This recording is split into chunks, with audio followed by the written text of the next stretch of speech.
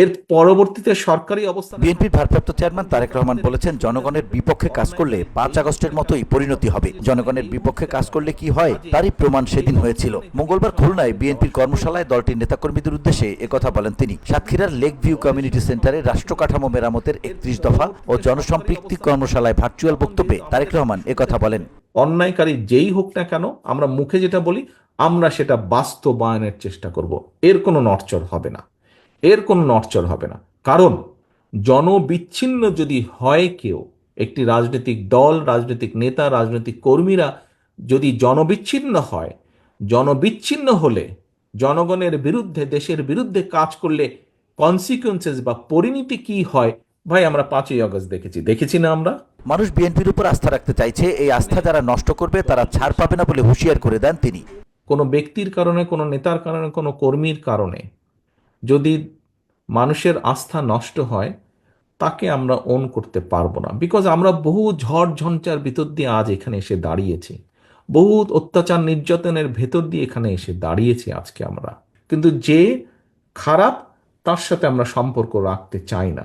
যে অন্যায় করে, যে কিছু করে, তার সাথে আমরা সম্পর্ক রাখতে চাই না। অন্তত এই ব্যাপারে আমরা মুখে বলবো একটা, কাজে করবো আর একটা, তা নয়।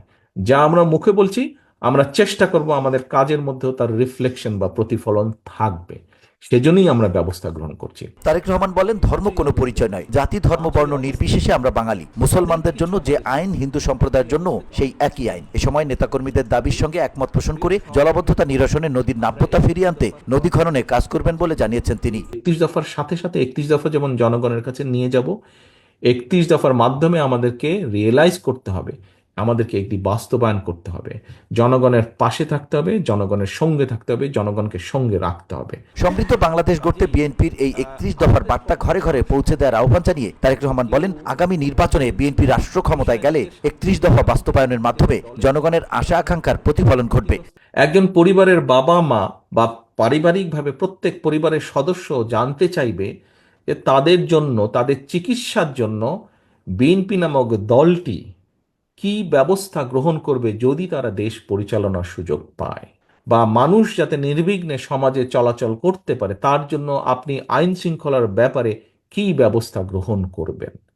মানুষ দেখতে চায়, মানুষ জানতে চাইবে যে আইন আদালত নিরপেক্ষভাবে কোনো রকম রাজনৈতিক হস্তক্ষেপ ছাড়া তাদের কাজ করবে। এই ব্যাপারে আপনার কমিটমেন্ট কি, এইগুলো মানুষ জানতে চায়।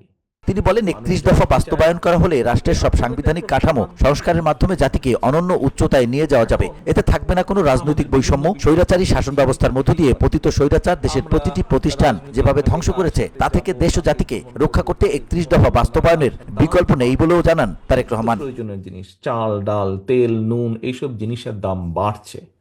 এইসব জিনিসের দাম বাড়ার কর্মশালায় সাবেক সংসদ সদস্য হাবিবুল ইসলাম হাবিব, কাজী আলাউদ্দিন ও ডাক্তার শহীদুল আলম সহ প্রশিক্ষক হিসেবে ঢাকা থেকে আগত বিএনপির উপদেষ্টা ও সাবেক সচিব ইসমাইল জবিউল্লাহ, কেন্দ্রীয় বিএনপির প্রশিক্ষণ সম্পাদক মোশাররফ হোসেন, প্রশিক্ষণ কমিটির সদস্য আতিকুর রহমান রুমন, সাবেক সংসদ সদস্য রেহানা আক্তার বানু, মাহবুবা হাবিবা, বজলুর রহমান খোকন ও ইকবাল হোসেন শ্যামল সহ উপস্থিত ছিলেন অনেকেই। এই দলের জন্য আপনারা অত্যাচারিত হয়েছেন। VOD Bangla news desk.